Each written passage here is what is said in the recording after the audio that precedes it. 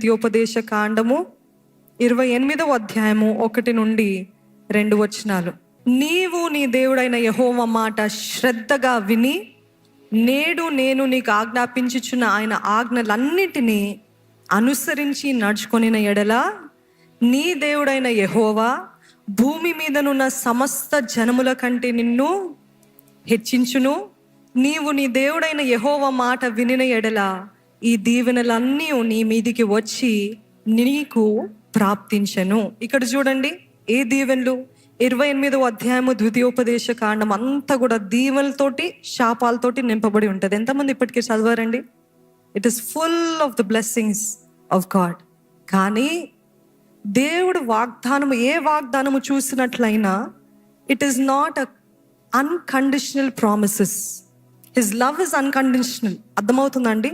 ఆయన ప్రేమ షరతు లేని ప్రేమ. ఆయన ప్రేమలో ఎటువంటి టర్మ్స్ అండ్ కండిషన్స్ ఉండవు. కానీ ఆయన వాగ్దానాలు మన జీవితాల్లో నెరవేర్చబడాలంటే అది షరతులతో కూడిన వాగ్దానము. నమ్ముతున్నారా? అందుకే నేను మిమ్మల్ని అడుగుతున్నాను, డూ యూ రిసీవ్ ఇట్ అని. అందరూ ఎస్ హ్యాపీగా రిసీవ్ చేసుకుంటారు, అందరూ ఎంతగానో యాక్సెప్ట్ చేస్తారు. కానీ అది షరతు. ఏంటి ఆ షరతు? మొదటిగా ఏంటిదంటే ఆయన మాటల్ని, ఆయన ఆజ్ఞల్ని వినాలి. రెండవ షరతు ఏంటిదంటే అనుసరించాలి. ఏంటి ఆ ఆజ్ఞలు? That we have to follow. ఆయన ఇప్పటికే మీకు అందరికీ తెలుసు ఏమి చేయాలో, ఏం చేయొద్దు, ఏం చూడాలో, ఏం చూడొద్దు, ఏం మాట్లాడాలో, ఏం మాట్లాడొద్దు. యథార్థంగా ప్రవర్తించే వారికి ఏ మేలు కూడా కొదువు ఉండదని ఆయన వాక్యం తెలియజేస్తుంది. అవునా కదా? మొట్టమొదటిగా ఆయన ఆజ్ఞలు వింటే, ఆయన మాటల్ని అనుసరిస్తే, అంటే ఆయన ఆజ్ఞల్ని అనుసరించినట్లయితే ఎటువంటి పరిమితులు లేకుండా దేవుడు మిమ్మల్ని ఆశీర్వదిస్తాడంట. ఆమేన్. ఈరోజు మనం అనుకుంటాము వాగ్దానము పొందుకున్నాను, కానీ మీ part, it is always God's promise and your part. ఎప్పుడు చెప్తూ ఉంటానండి, దేవుని వాగ్దానము మన భాగము, అంటే మన పార్టిసిపేషన్, మన పాల్పంపులు దాంట్లో ఉంది. దేవుడు ఆ వాగ్దానము నెరవేర్చాలంటే మనము చేయవలసింది చేస్తున్నామా? ఆయనకి దగ్గరగా జీవిస్తున్నామా? ఆయనకి ఇష్టానుసారంగా బ్రతుకుతున్నామా? అన్ని విషయాల్లో ఆయన చూస్తున్నాడు అని బ్రతుకుతున్నామా? ఆ భయము, ఆ దైవ భయము, దట్ రెవరెన్షియల్ ఫియర్, ఆ దైవ భయం కలిగినట్లు మనము జీవిస్తున్నట్లయితే దేవుడు ఏది కూడా తక్కువ చేయకుండా ఉండలేడండి. ఇర్మియా గ్రంథము 7వ అధ్యాయము 22 నుండి 23 వచనాలు చదువుకుందాం.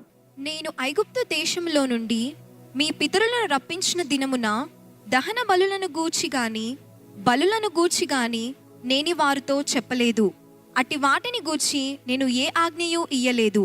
ఈ ఆజ్ఞను మాత్రమే నేను వానికిచ్చి తిని, ఏదనగా నా మాటలు మీరు అంగీకరించిన ఎడల నేను మీకు దేవుడనయ్యుందును, మీరు నాకు జనులయ్యుందురు. మీకు క్షేమము కలుగునట్లు నేను మీకు ఆజ్ఞాపించుచున్న మార్గం అంతటి యందు మీరు నడుచుకొనుడి.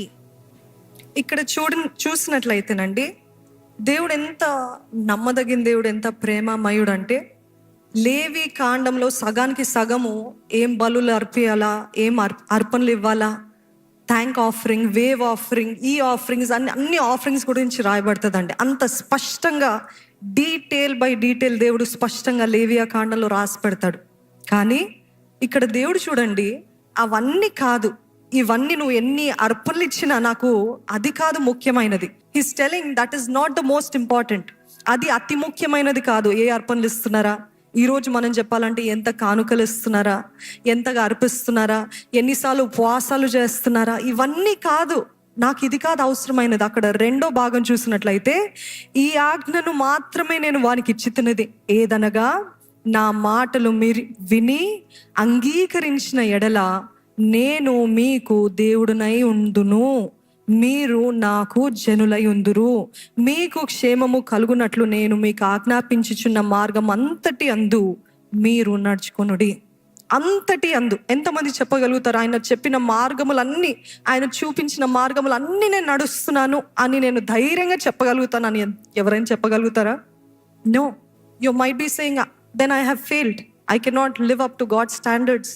దేవుని పద్ధతులకు తగ్గట్టు నేను జీవించలేను అంటే నేను ఫెయిలియర్, నేను వెనకాలకి వెళ్ళిపోతా. కాదండి. దేవుడు అదే పదే నాకు అదే చెప్తున్నాడు. చాలా మంది నిరుత్సాహ భావంతో ఎంతగానో వెనకంజ వేస్తున్నారు. ఏంటి ఆ నిరుత్సాహ భావం అంటే, నేను దేవుని పర్ఫెక్ట్ స్టాండర్డ్స్కి ఉండలేను, దేవుడు చెప్పినట్టు జీవించలేను, ఆయన ఆజ్ఞలన్నీ నేను మరలా ఫెయిల్ అవుతున్నాను. I rather be a failure. నేనేదో కోల్పోయిన వాడుగా, లేకపోతే పాపాత్మురాలుగానే ఉంటే బెటర్. ఎందుకంటే నేను పర్ఫెక్ట్గా ఉండలేను కాబట్టి. కానీ దేవుడు ప్రతిసారి చూసేది ఏంటిదంటే, నా బిడ్డ నన్ను వెంబడించడానికి, నాకు ప్రీతికరంగా, నాకు ఇష్టంగా బ్రతకడానికి ప్రయత్నిస్తున్నాడా? Is he even trying? Is she trying? Are they doing at least what I'm saying? At least that they have a desire. ఒక ఆశ ఉంది, నేను జీవించాలి. ఎంతమందికి ఆశ ఉందండి? నిజంగా నాకు యథార్థంగా దేవుణ్ణి సంతోష పెట్టాలని అంటే చాలా అందరికీ ఉంటుంది ఆశ.